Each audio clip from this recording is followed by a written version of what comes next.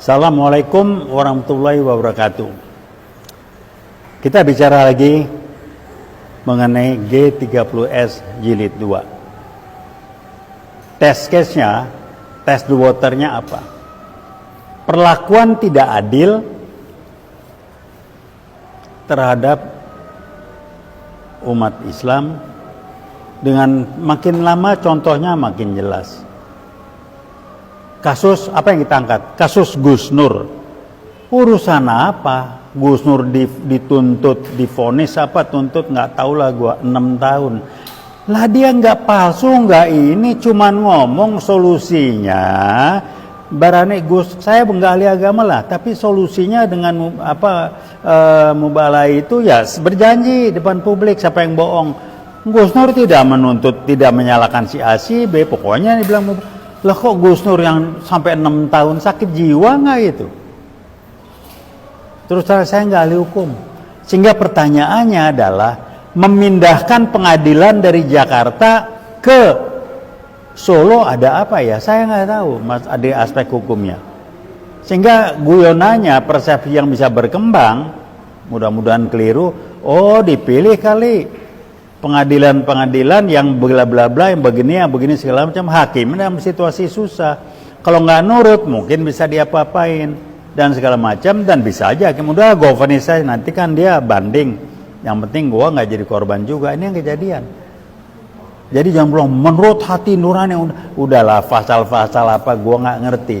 Pakai logika akal sehat, saya pakai istilahnya Bung Rocky Gerung, pakai logika akal sehatnya dipakai enggak?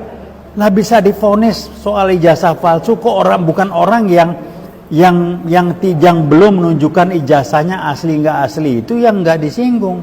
Saya bilang ijazahnya palsu, dari mana? Fotonya udah beda. Hidungnya beda, dulu juga nggak pernah berkumis, kupingnya beda, diklaim. Jadi gimana? Kayak Gus Nur yang disalahin. Ini bagaimana sih? Nah itu test the water.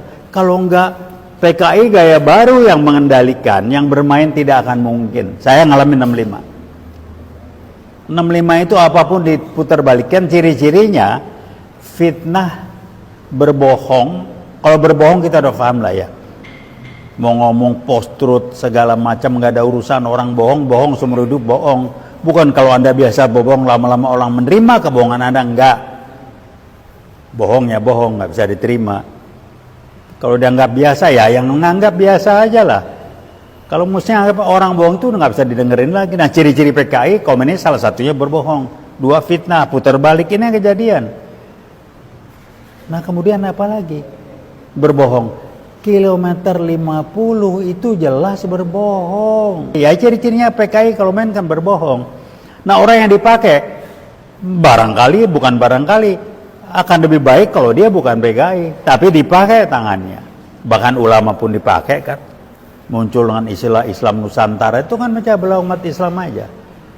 TNI dipecah belah, diperlemah segala macam. Jadi fahamilah yang begini-begini. Ini bukan sederhana masalahnya. Kemudian apa lagi? Mau sampai kapan kasus ijazah palsu? Saya tahu persis. Hakimnya bingung, vonis apa, diulurin udah begitu panjang. Tinggal manggil kok, mana itu ijazahnya tunjukin. Kalau emang nggak palsu gini, selesai kan? Dipanggil nggak? Kan gampang. Kalau presiden tidak bisa hadir, bukan presiden, sorry. Pak Jokowi tidak bisa hadir, ya dia sebagai presiden bisa nunjuk ini bawa ijazahnya sekarang. Nggak ada. Nah kalau itu kenakan berentet, kok KPU-nya mendiamkan panjang, ya kan? Orang yang jadi korban difitnah, kan sama ciri-cirinya. Sambo begitu, korban difitnah, jadi yang salah. Kilometer 50 difitnah, pakai senjata, tembak menembak, jadi udah bullshit semua lah. Itu ciri-ciri PKI gaya baru, dan makin lama keberanian untuk memutarbalikkan, berbohong itu makin lama makin jelas. Kenapa? Menggambarkan mereka sudah merasa lebih kuat, dan untuk menampilkan G30S Jilid 2, PKI sudah makin dekat. Apa yang terjadi kira-kira? Oh itu TKI Cina kalau memang jadi ribut nih. TNI diperlemah, Islam dipecah belah. Jadi yang ngacau, yang rusak kita nih dari dalam kita. Duit kena keluarga negaraan, tolonglah ribut, jangan didiemin.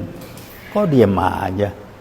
Kan lempar isu dulu di medsos. Ribut nggak? Kalau nggak ribut ya diproses. Kalau ribut berhenti.